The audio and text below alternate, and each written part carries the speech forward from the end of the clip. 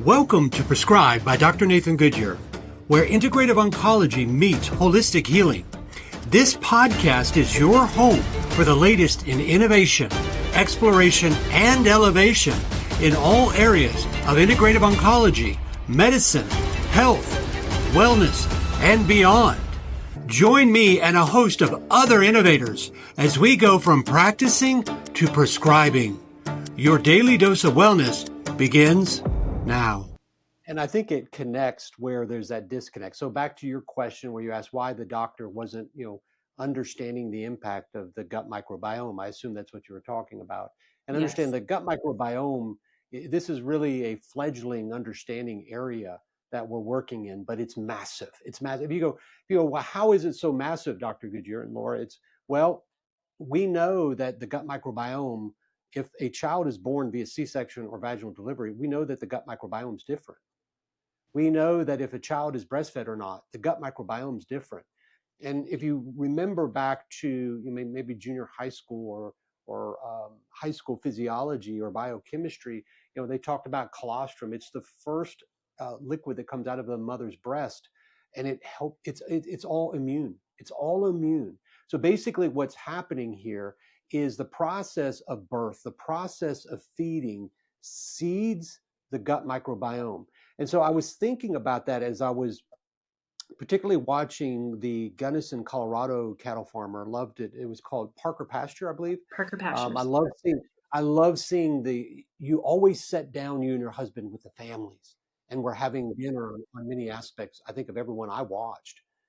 But what was fascinating about that was he was talking about the soil, and Tomcat Farm talked about that. And I was like, oh my gosh, it's not just the food, it's the soil microbiome that is passed on to the plant, to the animal, and that basically helps to seed our gut microbiome. But now what we're discovering?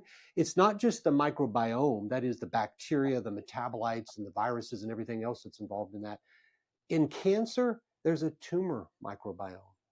So we now know that how this microbiome in the gut sets up, it plays a local environment, whether there's health or disease.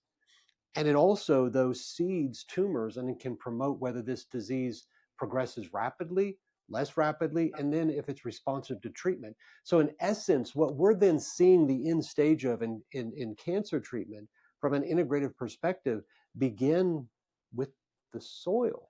And one of the things that we're seeing, Laura, is very interesting. I think you'll find this very interesting, is that we're seeing a decreasing in diversity of the gut microbiome. And they didn't allude to it in the different episodes, but they talked about topsoil. They talked about the quality of soil.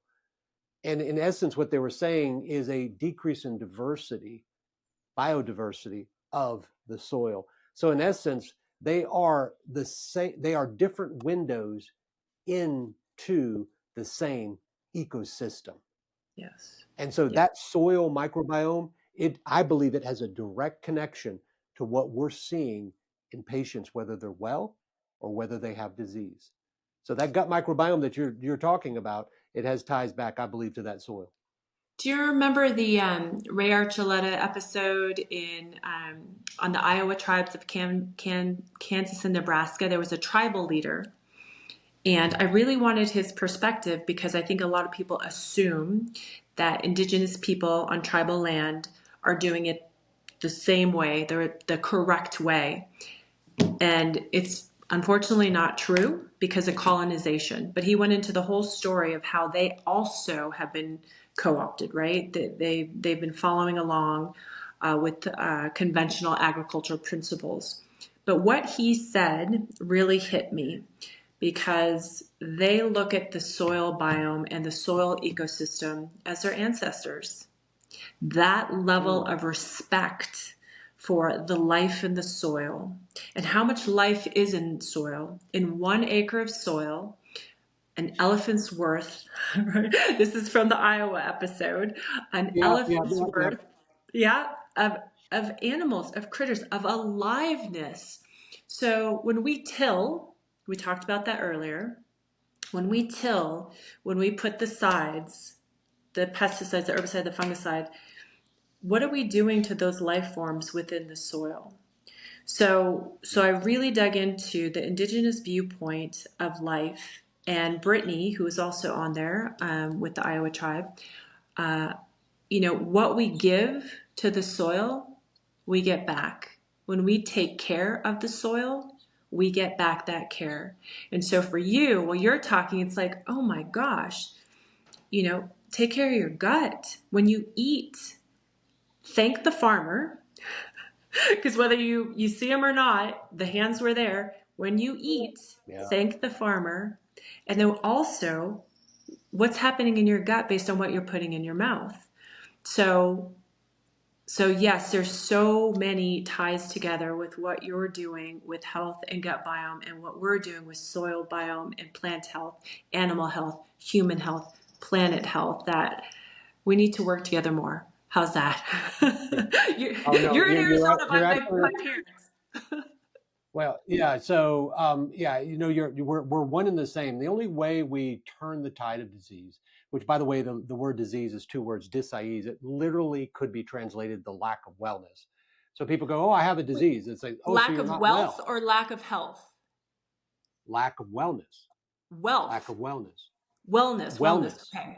Wellness. Yeah, wellness. Okay. Now, wellness is interesting because that word literally means to act healthy, to heal. So, so it's like all of these words, they all tie together. So when people go, well, I have X disease, it's like, so you're not well and you're not healthy. How do we change that? Did you get that way because of a lack of a medication? Now, what I always tell people too is if you walk outside and fall and break a hip, you need to surgically repair it. Thankfully, we've been blessed with the ability to surgically repair hips in a very quick manner, recover. But honestly, we need to better play the long game. And I think that's where nutrition comes in. I think that's where the concept that you're providing here comes in, because it helps. It's going to basically help us better help patients, because we're going to have less patients come in because they're more well, they're more healthy, their body is healing more because they're diving into that ecosystem, that biodiversity, in a way that doesn't just help them. And this is one you've touched on throughout these episodes, but it's going to help future generations. Yes. There's this concept, Laura, in epigenetics, which means above genetics, which is when you talked about methylation. When we methylate the DNA, the genome, what happens is this can turn off or on genetic expression. That's called epigenetics.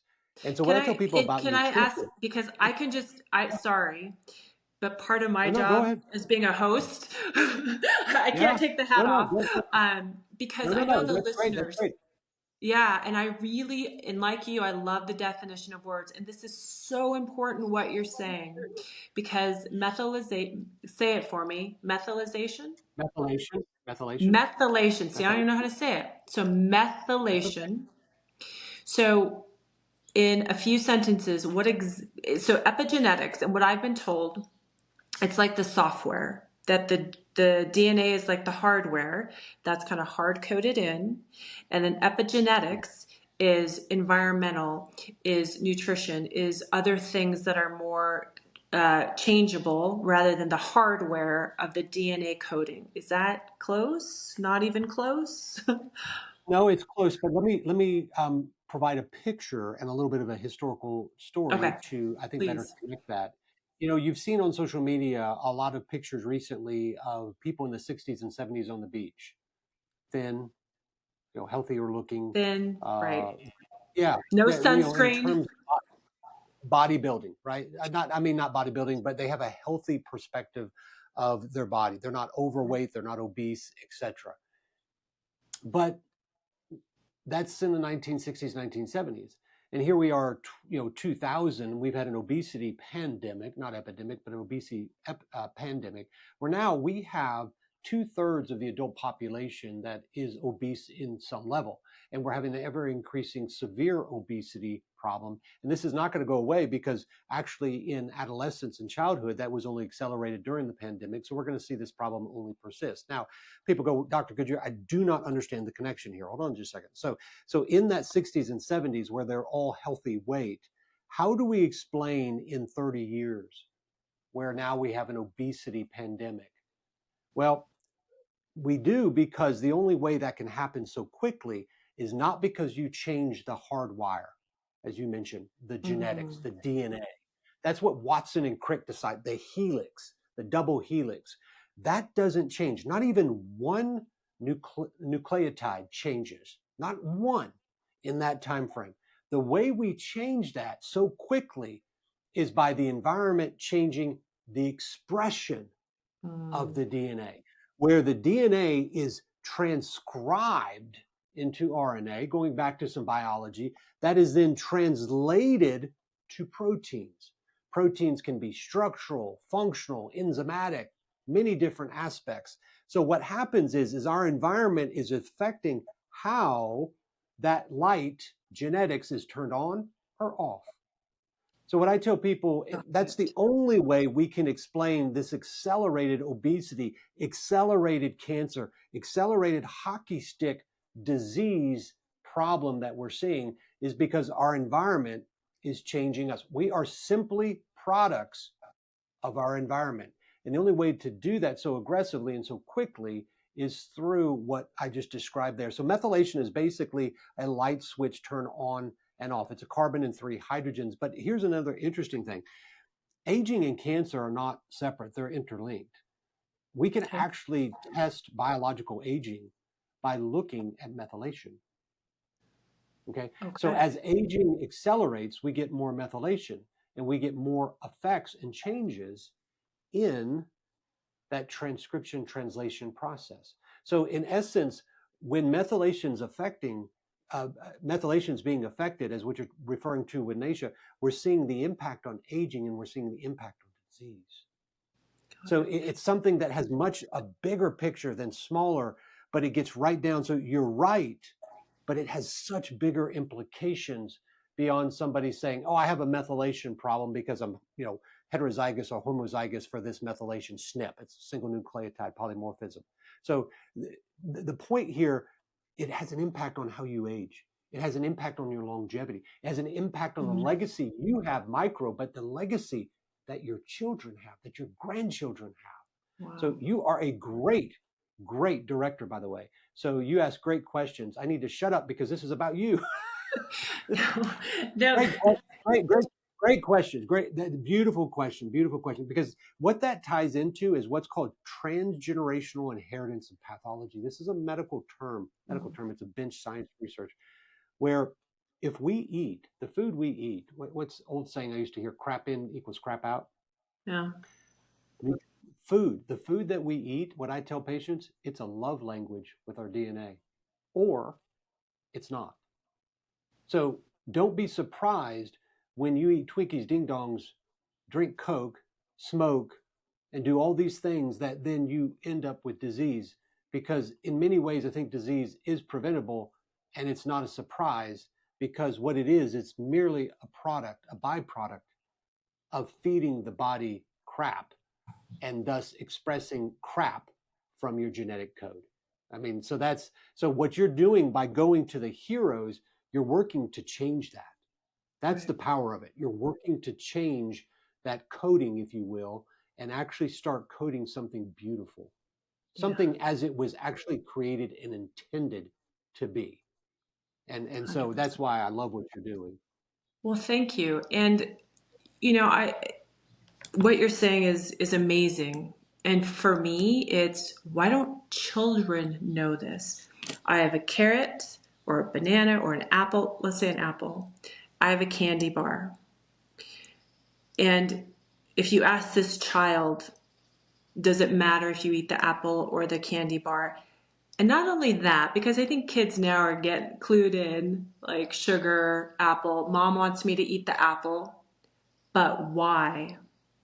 Why? What happens when you eat that apple?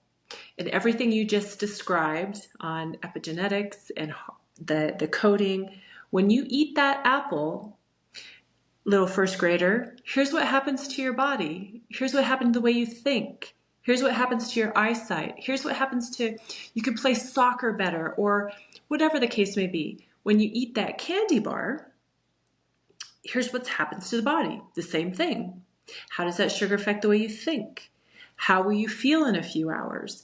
So, that's why I love this collaboration, because so we're going to grow the most nutrient-dense apple we can grow with our heroes, and people are going to know about it, and people are going to know about the regenerative agriculture principles. So that's fantastic. But from your end, I want our viewers to know, okay, good. Hey, that's great. How much does it cost and why? Mhm. And furthermore, there's no such thing as cheap food, and you know this based on the consequences of future medical bills and problems and health. So, but I want people to know, when I eat that apple, to be so empowered to know what's happening to my gut biome, what's happening to the mitochondria, what's happening with my ability to think and emotions and love for my family, as opposed to eating a red dyed Starburst Starburst, any candy with food dye. So that's the connection that I feel like, the connections we're making through our farmers, the connections you're making through your patients, and just through people. Like, you talk to a lot of people who aren't sick, right? In that audience where we met in Arizona, I'm not sick. I'm in fairly good health. But our conversation was so impactful. What Naisha said was so impactful. So we need to be speaking to the healthy ones, to the ones who are going through that challenge, etc. So back over to you. So it's so funny. You use the same words, but in a different context than what I use them. I often say, our goal as integrative oncology physicians is to innovate, elevate, and empower. And you used empowerment. And so, these farm heroes are actually empowering the individual family, the local community, to have a direct impact on whether they are going to feed their body life and healing, or feed it disease and destruction. That's actually empowerment. That's And right. that's why I believe you have such a bigger impact than we as doctors. And everybody focuses on when a patient with cancer achieves remission, which is great and it should be celebrated. But equally, it should be celebrated when we see the impact that you're doing, and we see cancer diagnosis going down because people are healthier, they're engaging with their farmers, they're eating healthier food, and they understand the actual active role they have in whether they develop disease or not. Because as Naisha talks about terrain, she talks about terrain in her book, which is the terrain of the environment that's allowed disease to initiate and persist and then thrive. In the same way, in a bigger picture, we are products of our environment. Yes. So though cancer is a product of its environment within our body, we are a product of our environment.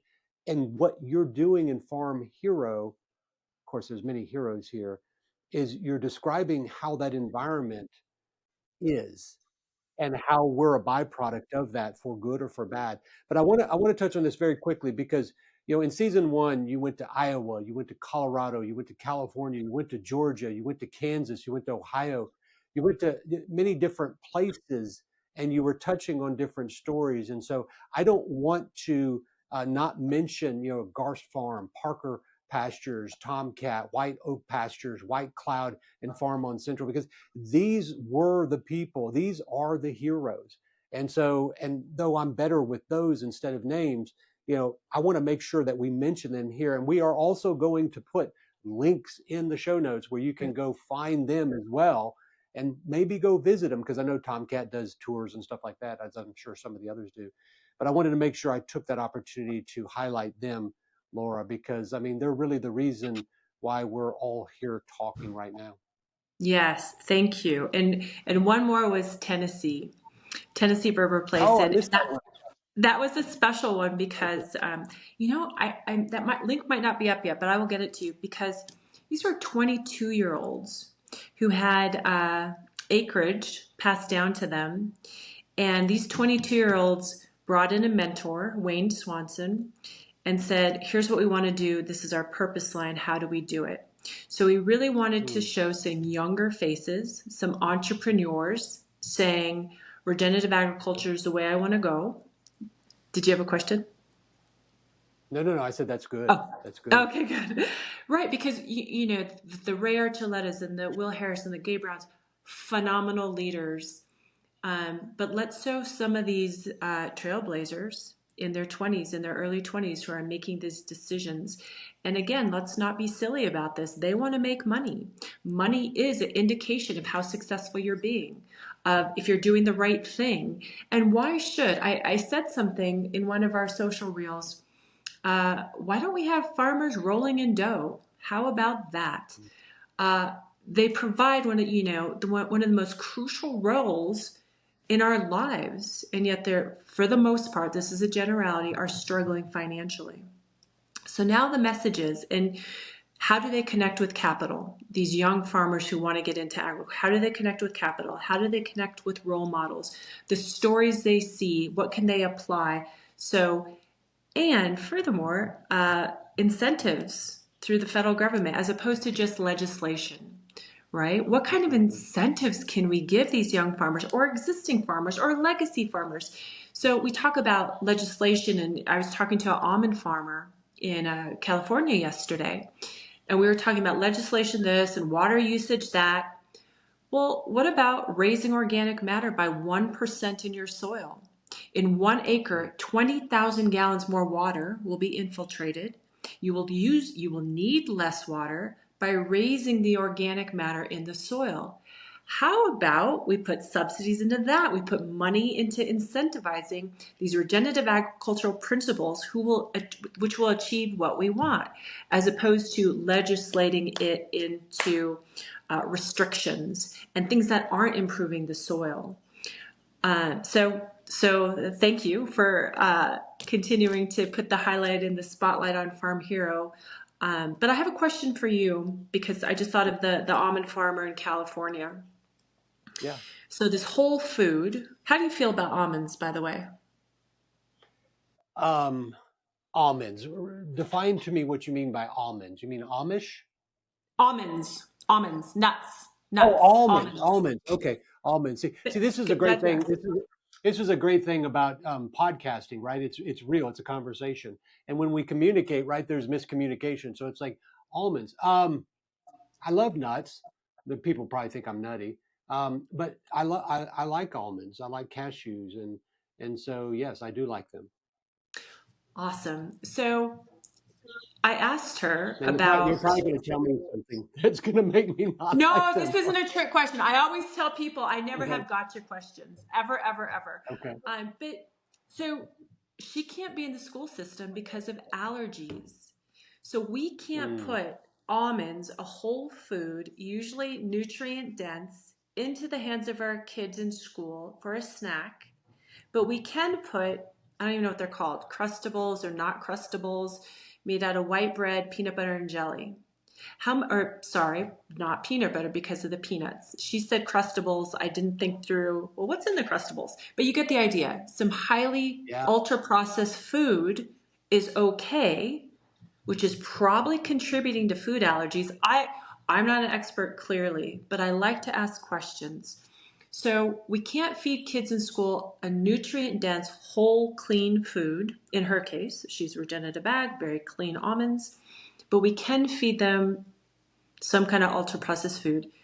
How is that okay? Well, it's not okay, and it makes me think back to a quote. I'm trying to find it here. Do, do, do, do. Anyways, where they were talking about the concept of you mentioned it in terroir, right? You talked about wine, you talked about the food, and you could actually taste basically the environment in which it was grown, in which it was fed, in which it was developed, and then we eat it. And there's a different taste to that. And you taste that with wine, organic wine versus the mass-produced wines. But the issue here, I think it goes into a complex issue, but it goes into the gut microbiome. And again, it's not just there, but it began probably earlier. It began in her mother, began in her grandmother. So it went back a couple generations where we're starting to see a change in the diversity, a decrease in diversity in the human gut microbiome. And so let's tie this in. So what we know about the gut microbiome, the bacteria, the metabolites, the other things that are associated there, viruses, protozoas, etc. These are key to the immune system, but they're key to the immune system working properly, communicating, but also to the disease development. So, for example, and one of the things that we do, Laura, is we actually do a fecal transplant for our patients prior to the intratumoral immunotherapy that we do for our patients with advanced cancer. People go, "What? What did you just say? Fecal transplant?" Well, because the gut microbiome is so disrupted, it's so deficient, and we need to change that now to improve the immune response. And it actually reduces side effects. It reduces toxicity. Just simply doing a fecal transplant will reduce the toxicity associated with chemotherapy, period. So if somebody's receiving chemotherapy and they go, well, what do I do to reduce all the toxicities associated with it? Mucositis, colitis, etc. Oh, get a fecal transplant. People go, what the heck is that? Well, that actually is what it sounds. It's not a poop to poop transfer, but it's the bacteria. And so research has actually shown that the bacteria in fecal transplant can actually increase the immune response of immunotherapy. Again, we're talking about intratumoral. So we're changing not just a systemic therapy, but we're going to the tumor to activate the immune system. We believe in the power of the body to heal itself. So as you're tapping into nutrition to help the body heal itself and prevent disease, we're trying to do that with the immune system via intratumoral therapeutics. But here, the gut microbiome plays such a critical role there. If we give a fecal transplant prior to the immunotherapy, we can increase the immune response by 3 to 4 fold alone. That shows you the power of the gut microbiome. So why does that child have an allergy to almonds? It goes back to their gut and the interaction between that and the immune system. That is the basics. And the quote here, and I think it was Tomcat, he was talking about the food, and he was talking, I lost a thought. Oh, well, it'll come back to me. But the point here is that's not something that just happens. It's something that we should expect to happen. And you see this now where you get on an airplane, they say, we can't serve the peanuts because somebody has an allergy. That used to not happen. And it's because we're seeing a change in the gut microbiome. Let me be particular about that. There's 2 bacteria taxa that we know about, particularly that are deficient in people that develop cancer: Akkermansia and Bifidobacterium. Okay, people go, "Wow, bacteria! Let's take a probiotic. Let's do a fecal transplant for that." Now that can all be good, but what about Akkermansia boosting foods? Onions, And what is garlics, leeks. acromantia? What is acromantia? Akkermansia is a bacteria. It's a bacteria. It's a bacteria that is deficient in patients that develop cancer and many diseases.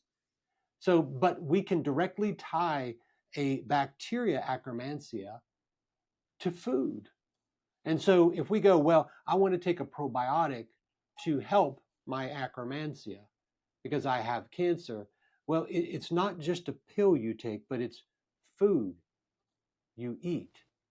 And that ties into the type of food and what you're providing: soybeans, seaweed, wheat bran, apples, berries, grapes, nuts, olives. So there's the almonds, green tea, flaxseed. So, it was Hippocrates, who's considered the father of Western medicine. He said, let medicine be thy food, right? And so food is medicine. And so in essence, here, improving Akkermansia with the food that you eat, and Bifidobacterium with yogurt, kefir, kombucha, fermented foods. So you're not without the ability to impact your gut microbiome. You actually have the power within your hands, and Farm Hero enables that to be a better product, a better medicine, dare I say, for these There you patients. go. So true. And, we did hear food is medicine, food as medicine. And I always felt like there should be a little asterisk, bloop, bloop, bloop. Where did the food come from? Right? So food should be medicine. And we're getting there. Do you feel like the tide is turning so fast with what's happening in DC, with people's awareness coming up. Or, I was in LAX recently, and I was actually on my way to Tomcat. And, because in my world, it's like, wow, things are changing quickly, and we're getting victory gardens, and we're handling confined animal feeding operations. We're going to confront that. We're going to handle that. And, people are aware of the consequences on their body from Apple candy bar. But that's my world. I'm just, drenched in that world of people who want to do something about it. But then I was in LAX and I saw the masses of people and I saw the lines at Dunkin' Donuts. Lines at Dunkin' Donuts. It's like, oh man, we got a lot of work to do. What is your take? Are we turning the tide fast enough? How much work there's left to do? Do you think there's enough motion and aligned force that we're going to handle this in a matter of how much time? What's your take on it? Well, it's a good question. Had the opportunity of serving on an early task force when RFK took over as Secretary of Health and Human Services. And I was telling them that, look, we need to understand. I actually called it the 4+40. I said we need to understand that we have about 4 years with RFK, probably, as secretary there. And so they were trying to get everything done there. So I think there is big change happening. I mean, you see that in what's, the synthetic dyes being taken out. You see this happening, and it's great. But here's the thing: we want sustained. You talked about legacy and generational farming. Okay, it's great, those stories that you told. But if those stories end with a chapter that ends with their life, that is a story that has not reached full fulfillment. What that needs to happen is that needs to be transferred to more farmers and needs to be built in legacy, generation after generation after generation. So what I was trying to explain to the people in the task force was that, look, 4 years, this is great, but understand we won't affect the change we want in 4 years. We're seeing big change and we are seeing it move. I believe we're seeing the needle move. But if we don't set in motion the ability to transfer that 4 years to 40 and more, then that needle will equally move back. And so we need to empower. This is why I believe in the local. And this is why I asked you about it, because I believe that's the way that you build, the bottom up, the holistic approach, bottom up. I think that's how we take it from 4 to 40. Take it from the movement that we're seeing right now, but actually build it so something that it becomes exponential by each generation. So yes, I think we are seeing that, but I think we have to recognize what we are truly dealing with. We are dealing with a paradigm change and people are slow. So let's build the strategy that builds it for future generations. People 100%. don't see food as medicine. People don't see the food that they eat as having any connection to the soil, to the cow, to the food, to how it's processed, to what they then see expressed in their genetic code. They don't see that. And maybe it's not important to tell them that. But I think we can use that voice, use that narrative through what you're doing. And this is why I wanted to highlight what you're doing with Farm Heroes, because these truly are the heroes. And I would put you in that category as well. I have on this Marvel hero shirt for a reason, because these are fantasy. They are fictional. What Laura, what you're talking about and whom you're talking to, these are true brave heroes. They are changing the system. So telling their stories and then doing so in season 2 and hopefully season 3 and season 4 and getting bigger platforms to do that. And what I was talking to them, we got to do this on social media. We have to have a strategy to engage with people to build the movement via social interaction. Yes, social media can be a negative, but it can be a big positive. So let's use it. 100%. Let's then get into the schools. And you touched on this with Tomcat. Let's get into the schools and let's actually do, building scratch food in schools. And you talk to people that did that. That story needs to be told. It's brilliant. Now reproduce it. The only way that gets told and gets reproduced is when people hear. And so how do you hear it? Well, you tell the story on the videos, you tell the stories on the show, but then you share that on social media. Then they find you, Farm Hero, and then they go watch the episodes because they saw you on social media. So, my concern is that my positive is we are seeing them move, yes, but we have to understand we're playing the long game. So let's play the long game as we play the short game. I'm a little concerned that people involved are not playing the long game. And you nailed it. It's the ecosystem. If we have a strong ecosystem, we have it made. We're strong. We're aligned purposes. We can, and I hate to be dramatic, but it's kind of good versus evil. It's starting to appear. So if we develop the good guys, like your hero shirt, into the ecosystem, and we can, I think of like Wonder Woman with her, against the bullets, right? We'll be so strong, and we'll be able to point out, like even the mistletoe. And I wish we had more time, but when you talk about mistletoe, the first thought is, oh, that sounds, a little bit too out there. But if we build this ecosystem, we have these superheroes, we've got these Wonder Woman with being able to fight off the bullets of, that sounds a little too hippie or whatever. Guess what? It's effective. It's helping these patients, right, live longer than they ever expected. So I think you're right that building this ecosystem, bottom, top, all working together, we're in it for the long run. Absolutely. You're right. We need the legislatures. But they need to be informed, because understand the system that we're in right now, where the nutrition supply, the food supply feeds disease. It in part is fostered and has been developed because of legislation, bad legislation, probably uninformed legislators that made those decisions. And no, you're exactly right. It is good versus evil, Laura, because there are those that seek only profit at the detriment of human life, of individuals. And That's so right. the opportunity to give life to its full fulfillment, its fullest, it's through nutrition. So legislators need to be informed. They need to make decisions based on the right information. But there are going to be those who push back against it. Yeah. That's why it needs to be a long strategy. It needs to be story. It needs to engage with the hearts and the minds of the individual, so that the parents then extrapolate, carry that down to the kids. It's in the school. It's everywhere, because the opportunity to heal, live well, or the opportunity to promote disease, it is everywhere. And so we have to have a change and a strategy to do that. And the only way we do that is through collaboration together. And, again, I did a podcast series on wine. And I did that because, and you should have seen the comments I got on social media. Laura. It was like, you deal with cancer. What are you doing dealing with wine? Mm-hmm. And they said, this has alcohol in it. It's a carcinogen. I was like, alcohol is not wine. Wine is not alcohol.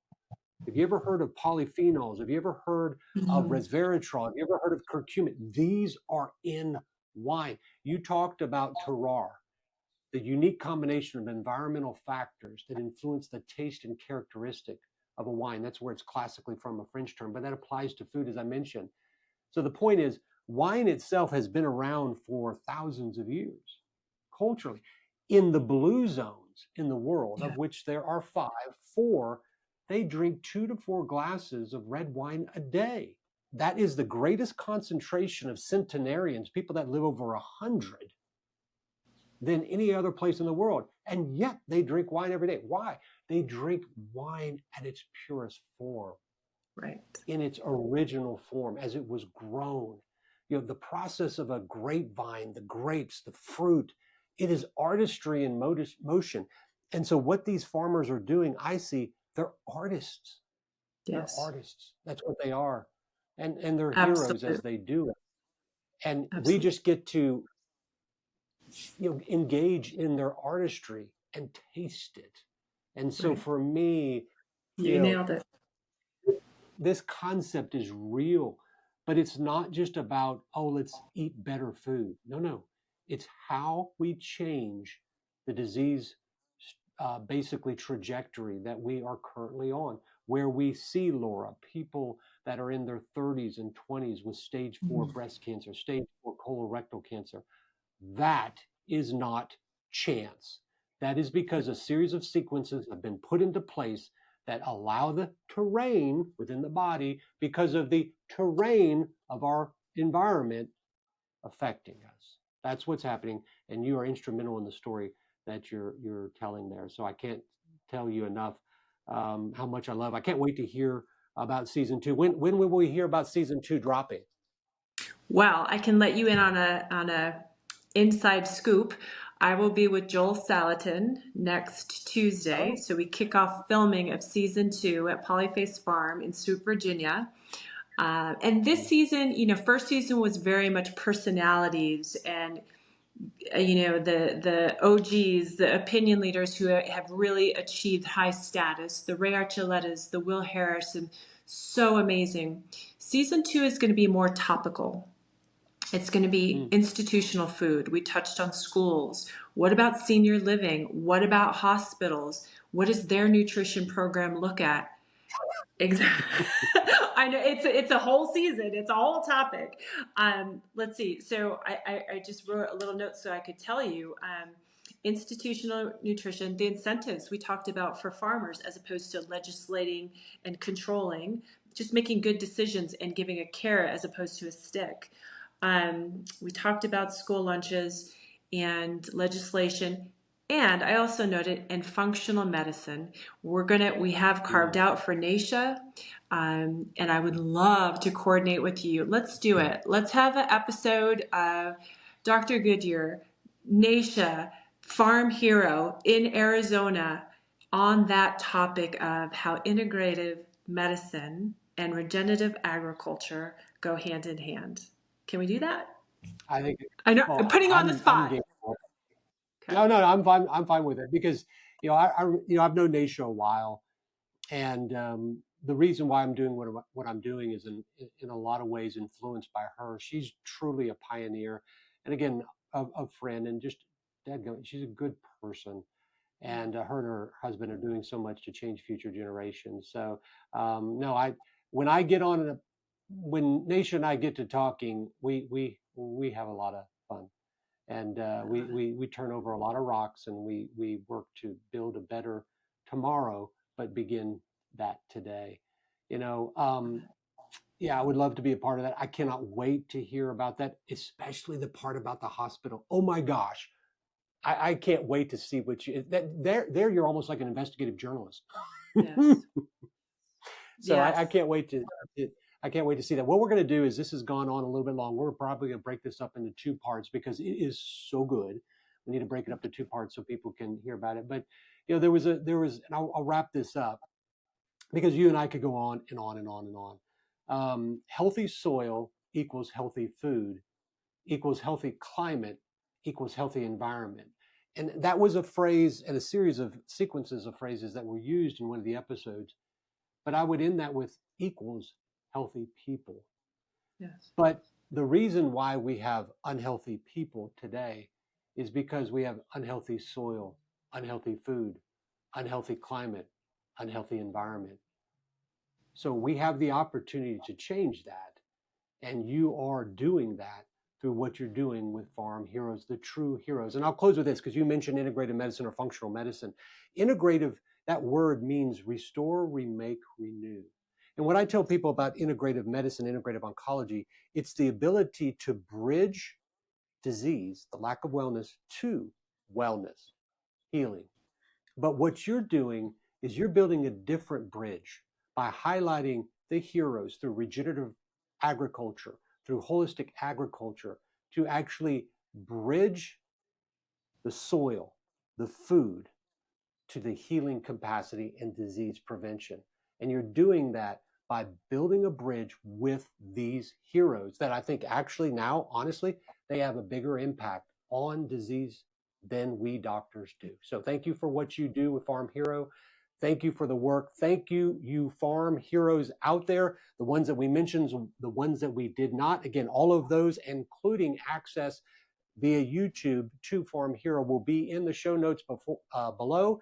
And any additional links or places that you can go to find out more about Farm Hero, know that it will be there. And of course, we will be sharing this to all the social media, all the email blasts. Let's get the message out there for Farm Hero. Let's take it from, you said 1 million unique views. Is that right? A new distribution, localnow.com, is 100 million unique viewers per month. Okay. Well, let's take that to 1 billion. Let's take that to Let's 1 do it. billion. This is how we take that 4 years and we build it to 40 and even more, is by spreading the message, spread the story, empower yourself, empower your individual family, and empower your local community. And it begins with the stories of these farm heroes. So thank you, Laura. Thank you for what you're doing. And I can't wait to see season 2. It's going to be a lot of fun. Thank you, Dr. Goodyear. I've had a blast. I look forward to talking to you again. Yeah. Thanks for joining us on this episode of the Prescribe Podcast. All references supporting this episode can be found on the prescribe.com website. That's pre-scribe.com. To get your next dose of medical innovation, make sure you subscribe to Prescribe. We'll see you for your next refill.